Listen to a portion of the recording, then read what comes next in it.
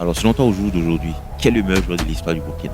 Moi, si je devais quand même dégager 3 noms personnellement, Ouais. je ne vais pas ajouter la génération d'aujourd'hui. Moi, je parlerai de ma génération Avec... en descendant. Moi, je vais parler de Dagano, de Alain, D'accord. de Pitwap. Pour terminer, donc, quel est ton pronostic pour le parcours des étalons, pour cette CAN? C'est comme tout le monde. Moi, j'ai toujours dit, quand on part dans une compétition, quand on part dans une compétition, on doit partir avec un seul objectif.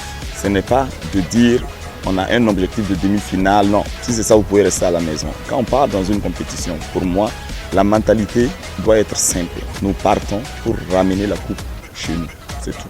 Ça, c'est le seul objectif quand on part dans une compétition. C'est pareil pour nos FDS. Ils ne sont pas là pour faire du demi-mesure, ils sont là pour protéger la nation. Ça s'arrête là. Et c'est pareil pour nos étalons. Si vous partez là-bas pour une compétition, votre objectif, c'est de ramener la coupe au niveau du Burkina Faso. Sportitude, l'attitude sport au-delà du score. Bonjour à tous, bienvenue dans votre émission Sportitude, l'émission au cœur du sport. Formé à Planète Champion, notre invité du jour se fait remarquer par son talent, ce qui lui ouvre les portes du football européen. Ainsi, en 2001, il rejoint le club de Lokeren en Belgique, où il s'impose progressivement comme un élément indispensable de l'équipe première. Avec les étalons du Burkina Faso, il participe à la Coupe d'Afrique des Nations 2004 et 2010. Sa carrière est un modèle de persévérance, illustrant son talent, son sérieux, grâce auquel il est devenu une figure très respectée du football burkinabé. Retraité depuis 2016, il est désormais pleinement dévoué à sa famille et à ses affaires. Chers abonnés de Boama TV, je reçois aujourd'hui le grand, le polyvalent, l'international Patrick Zoundi. Bonjour. Bonjour. Comment tu vas? Je vais très très bien, merci. Alors, est-ce que tu me permets de te tutoyer? Bien sûr, il n'y a pas de problème. D'accord. Alors, comment va Patrick Zoundi? Patrick Zoundi va bien. D'accord. Je mène mon petit bout de chemin, mais ça va, ça se passe bien. Très bien. Je l'annonçais en introduction tout à l'heure, tu as été formé à Planète Champion. Exactement. Alors, comment est-ce que s'est fait cette formation à Planète Champion? Comment est-ce que tu as intégré ce beau centre? Planète Champion, en fait, je ne crois pas, c'est sûr et certain. C'est le premier centre de formation au niveau du Burkina Faso qui a fait une sélection au niveau national. Et la fin de cette sélection s'est passée au stade du 4 août, là où les meilleurs jeunes se sont retrouvés là-bas et on a retenu 25 joueurs. C'était les premiers 25 joueurs qui ont été les premiers enfants d'un centre de formation à l'internat au Burkina Faso. Quand on était à Planète Champion, on était aussi des représentants, en fait, on jouait aussi en équipe nationale des cadets. D'accord. Et c'est la première fois qu'on a pu se qualifier pour une Coupe d'Afrique des Nations en cadet. Et on a joué la finale et on s'est qualifié pour la Coupe du Monde. Je crois que c'était les premiers, on était les premiers à le faire en 99. Donc je crois qu'on a eu une très très bonne formation avec de bons encadreurs. Et après, chacun a tenté sa chance. On a eu des opportunités et puis voilà. Alors, après tout ça, en 2001, tu signes à Lokeren en Belgique. Oui. Comment est-ce que ça se fait? Est-ce que tu pars d'avoir fait des essais ou c'est dans le cadre d'un partenariat avec Planète Champion? Non, ce n'est pas un cas de partenariat. C'est un cas, en fait, j'ai fait des essais au niveau de la Belgique, au niveau de la France. J'ai fait des essais, mais bon, je me promenais beaucoup d'essais en essais. Et Maïga, qui se trouvait au niveau de Planète Champion, il m'a appelé, il m'a dit qu'en fait, actuellement, Lokeren est à la recherche d'un joueur dans mon style, parce qu'il y a Youla, Suleiman Youla, qui est parti à Anderlecht avec Yann Kohler. Et ils ont un joueur comme Yann Kohler qui était Sambego Bangoura, c'est un Guinéen. Et ils recherchaient quelqu'un qui allait jouer le rôle de Youla. Il y a une télévision, je ne sais plus, je me rappelle plus bien, qui avait fait une émission sur moi au niveau de l'international. Donc c'est comme ça, en fait, Lokeren m'envoie en fait des invitations. Et je rejoins le club de Lokeren. Je fais le premier match pour qu'ils me voient. Et directement, je crois, le lendemain, ils m'ont donné mon contrat professionnel. Donc la carrière commence à partir de Lokeren. À partir de Lokeren. Ok, finalement tu joueras dans combien de ligues? J'ai joué au Sporting Lokeren pendant 5 ans. Après, je suis parti en Grèce, là où j'ai fait 4 ans, mais dans 3 clubs différents, à Etinikos Asteras. Après, j'ai joué à Asteras Tripoli. Après, j'ai joué à Panseraikos. Et j'ai arrêté mon contrat là-bas, parce qu'après, ça ne me convenait plus au niveau sportif. J'avais un contrat de 3 ans que j'ai arrêté. Et après 1 an, j'ai arrêté et j'ai rejoint l'Allemagne. Ça aussi, c'est Zico. c'est Zico qui m'a appelé, il m'a dit ben voilà, il y a des opportunités au niveau de l'Allemagne. Je suis parti en Allemagne, j'ai fait des essais dans des clubs. Premièrement à Francfort, ça ne me plaisait pas. J'ai dit à Zico ça ne me convient pas. Et il m'a dit ok, il y a aussi le Fortuna Düsseldorf qui voulait que je vienne là-bas. Je suis allé au Fortuna Düsseldorf, là-bas ça me convenait, donc j'ai signé un contrat là-bas. Donc j'ai passé 2 ans et puis après je suis parti à l'Union Berlin, après au MSV Duisburg et j'ai fini ma carrière à Saarbrücken. D'accord, super, très belle carrière, riche carrière. Ouais. Et avec les étalons du Burkina Faso, comment est-ce que tu te sens la première fois que tu reçois ta toute première convocation? Je crois que c'est un rêve quand même de porter le maillot de son pays, représenter son pays pour des compétitions, je crois que c'est un rêve. Et quand tu as ta toute première convocation, qu'est-ce que ça te fait? Ben, ma toute première convocation était au niveau des cadets. Maintenant, au niveau des A, ça c'est différent. Mais je crois qu'on était préparé à cela. On était préparé à cela, puisque c'était une nouvelle génération en fait, de joueurs au niveau international. Le Burkina Faso n'avait pas de joueurs au niveau international. Je crois qu'on fait partie des premiers. La première génération des grands internationaux burkinabés. Burkinabés. On fait partie des premiers avec les Mamadou Zongo, les Rahim, les Dagano, les Kéré. Donc voilà, Maïga aussi, il y avait Lamine Traoré, Ousseini Zongo. Donc je crois qu'on fait partie des premiers. Donc ça ne nous étonnait pas qu'on nous appelle, puisqu'on faisait partie des premiers professionnels. On était préparé déjà à cela, parce qu'on avait joué déjà en cadet, en junior. Donc on savait très bien que la prochaine étape, c'était de jouer en senior et puis d'essayer d'apporter quelque chose. Et voilà. En équipe nationale avec les étalons, quel est ton plus beau souvenir que tu gardes? Mon plus beau souvenir, je ne peux pas dire que j'ai... Parce que à chaque fois que j'étais en équipe nationale, moi je crois que mon plus beau souvenir était... Tu as quand même participé à 2 Coupes d'Afrique des Nations. Bien sûr, mais je crois que mon plus beau souvenir était la relance en fait, du football burkinabé après notre match contre la Tunisie. Parce que le football burkinabé tâtonnait beaucoup. Après la Coupe d'Afrique 2004, ça tâtonnait. On a été éliminé ici pour la Coupe d'Afrique 2006. On a été éliminé ici contre le Cap-Vert en dernière minute sur quelques erreurs défensives. Et après cela, c'était le vide total au niveau du football burkinabé. Et je crois qu'avec cette victoire que nous avons eue en Tunisie, ça crée vraiment un engouement au niveau du Burkina Faso et ça relançait en fait les étalons. Et je crois que c'est cette même équipe-là qui est allée jusqu'à apporter une première médaille au niveau international des A. En 2013, avec les Dagano, Kéré n'était plus là, mais Dagano, avec les Charles, bon voilà. C'était la même... Très belle génération. Oui, c'était une belle génération, oui. Alors aujourd'hui, je l'ai dit, tu es retraité. Oui. Et quel regard portes-tu sur le football burkinabé? Moi, je crois que le football burkinabé a beaucoup évolué. Parce que les talents, on en voit beaucoup. Et on voit des jeunes en fait, qui arrivent à s'imposer à un certain niveau que nous, on n'a pas eu l'opportunité. Parfois, c'était par difficulté aussi au niveau des restrictions, au niveau des ligues, de certaines ligues comme en Angleterre et compagnie.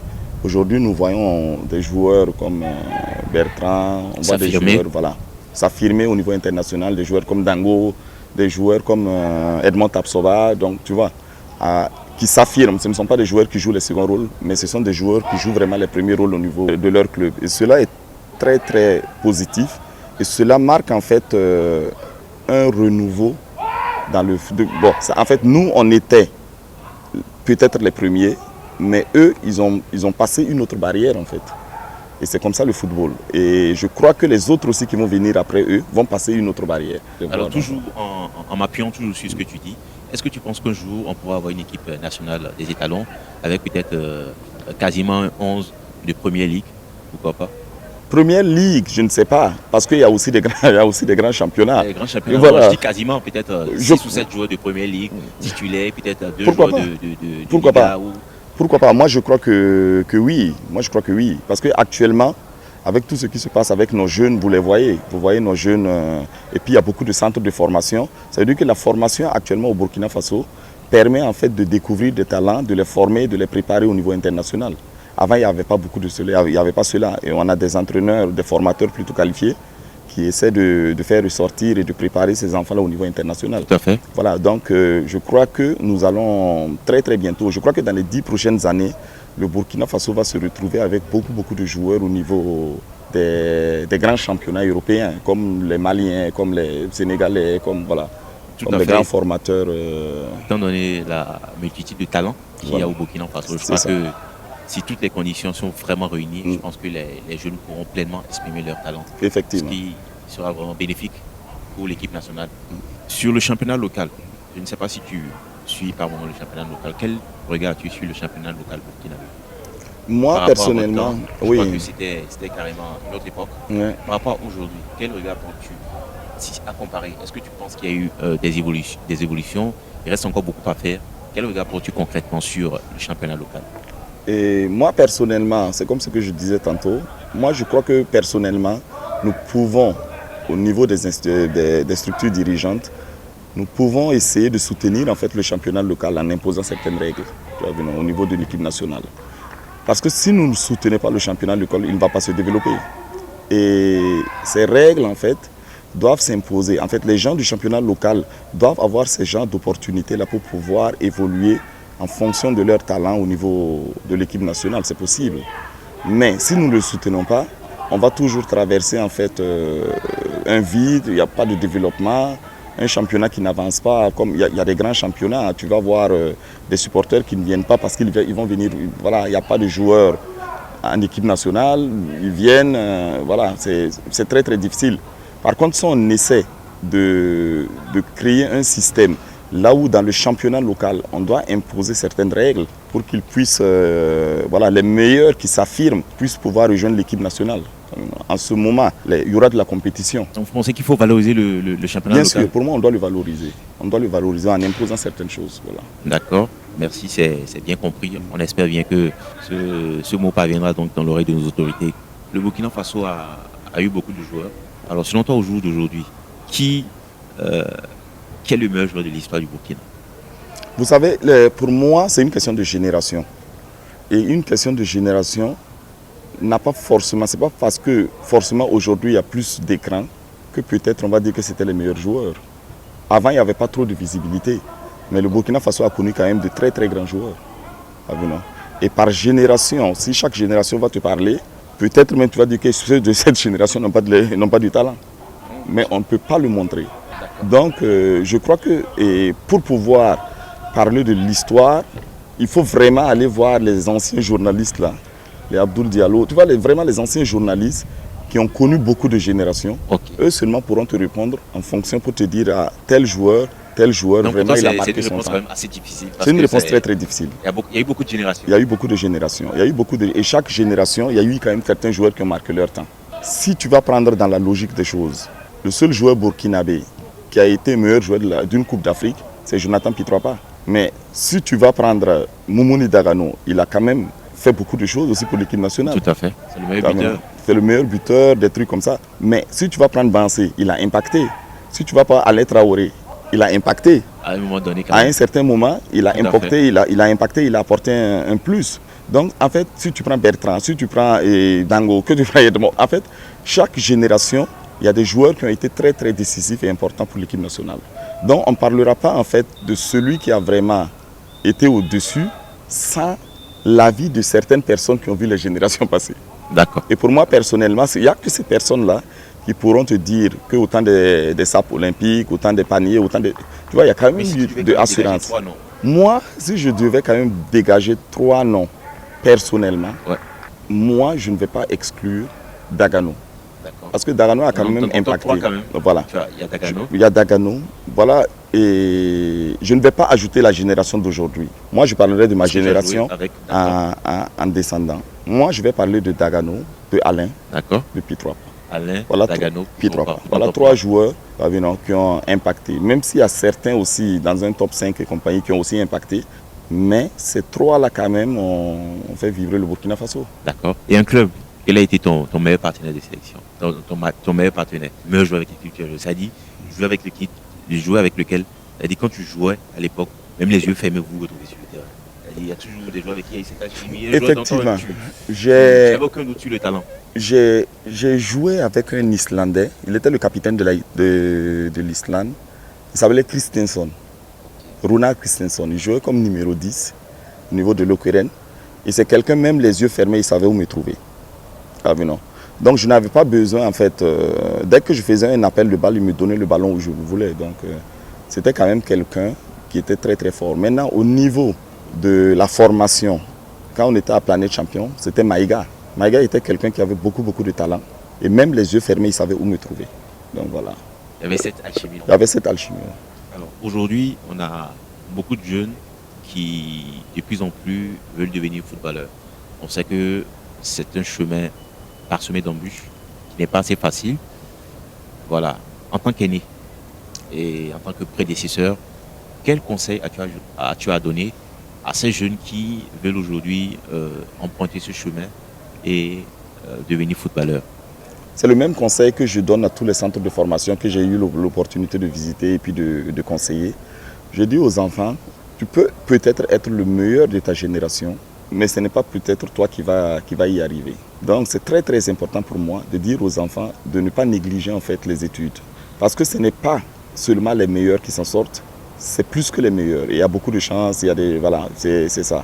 Mais ce que beaucoup de jeunes ne savent pas, le travail peut payer.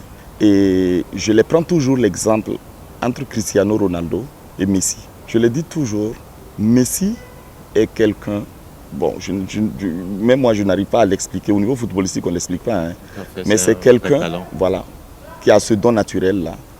Et même s'il dort, si tu le réveilles, il va faire des trucs. Et Cristiano Ronaldo, il a aussi beaucoup de talent, mais il a compris que seulement qu'avec son talent, il n'allait jamais pouvoir rivaliser avec Messi.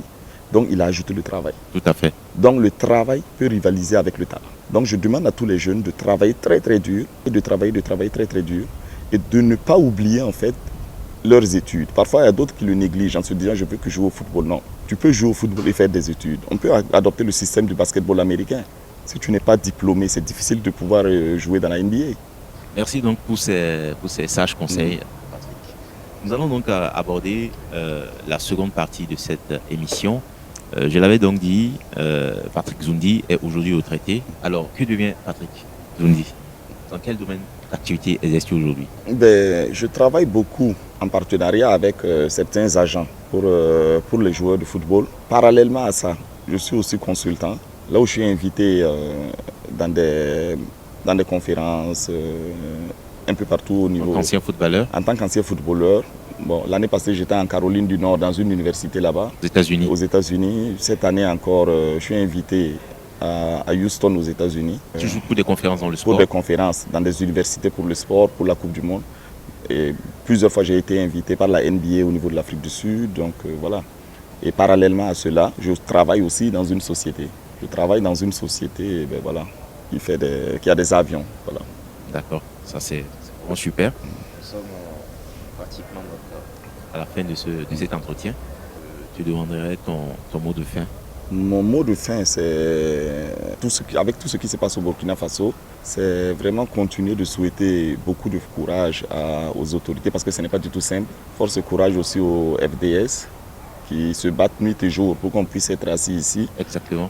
Et j'espère qu'avec tout ce qui se passe, ce n'est pas que j'espère, avec tout ce qui se passe au niveau national, ça tient vraiment à cœur aussi à nos jeunes étalons qui sont actuellement au Maroc. Et je crois qu'avec cette fougue-là de vouloir bien faire pour aussi défendre la nation, comme les FDS défendent le Burkina Faso, comme les autorités défendent le Burkina Faso, j'espère que nous allons sortir avec des résultats qui vont donner à tout le Burkina Faso le sourire.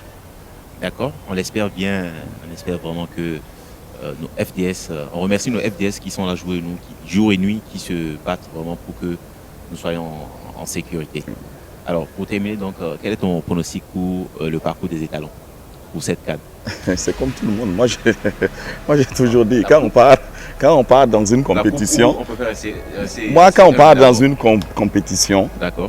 une compétition, on doit partir avec un seul objectif. Ce n'est pas de dire on a un objectif de demi-finale, non. Si c'est ça, vous pouvez rester à la maison. Quand on part dans une compétition, pour moi, la mentalité doit être simple. Nous partons pour ramener la coupe chez nous, c'est tout. Ça, c'est le seul objectif quand on part dans une compétition. C'est pareil pour nos FDS. Ils ne sont pas là pour faire du demi-mesure, ils sont là pour protéger la nation. Ça s'arrête là. Et c'est pareil pour nos étalons. Si vous partez là-bas pour une compétition, votre objectif, c'est de ramener la coupe au niveau du Burkina Faso. On On espère donc que nos étalons du Burkina Faso iront aussi loin que possible dans cette Coupe d'Afrique des Nations. Patrick, j'ai été vraiment très heureux d'échanger avec toi. Merci. Cette émission. En tout cas, c'était un honneur pour moi. C'était un honneur pour moi. À de prochaines occasions pour toujours échanger. Il n'y a même pas de problème. C'était vraiment un plaisir. Alors, merci à tous, chers abonnés de Wama TV. Merci d'avoir suivi cette émission. Merci pour votre attention. Merci également à toutes les équipes techniques qui ont donc concouru à la réalisation de cette émission. Merci, ne ratez surtout pas le rendez-vous Sportitude, c'est votre émission, l'émission au cœur du sport. Restez connectés, à très bientôt et que Dieu veille sur le Burkina Faso.